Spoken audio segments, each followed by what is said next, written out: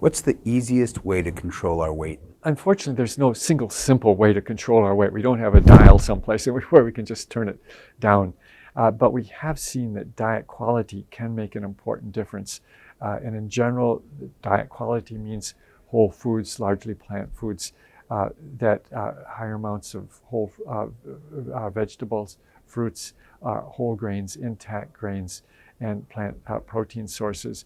You put that together, it actually describes a traditional Mediterranean type diet. And when studies have been done of Mediterranean type diets, the long-term studies actually show lower amounts of weight gain, in fact, greater amounts of weight loss in those kinds of studies. So overall diet quality is one of the important ways to control our weight.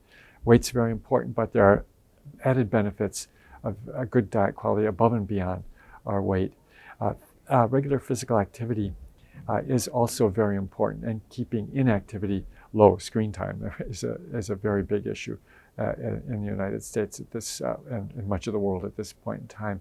So if we look at that combination of good diet quality and regular physical activity, minimizing screen time, that combination is related to much better weight control in the long run than what the average American is doing. Can you summarize everything we've talked about here today in 15 seconds?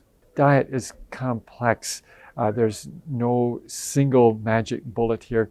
I think it is, if I was going to say one thing, it's really having an overall healthy diet that is primarily plant-based, intact foods.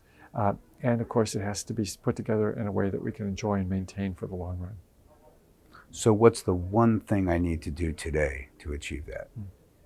Most importantly, it's not what you do today, it's what you do in the long run. And that's to have an overall healthy diet, and along with, of course, staying physically active and not smoking. What is it about the Real Truth About Health conference that made you want to come and speak here? I was happy to be invited and to come to this conference because there are a lot of people who are seriously interested in having a healthy diet. And this did seem to be a way to provide information based on scientific evidence. There's no single factor that is going to make us live long and healthy. In fact, we can't guarantee that doing anything will inevitably and for sure let us live to 90 and be highly active at that point in time. But we can do a lot to put the odds in our favor of having a long and healthy life. And that primarily means having a healthy diet, being physically active, not smoking and controlling our weight, not having excessive alcohol consumption.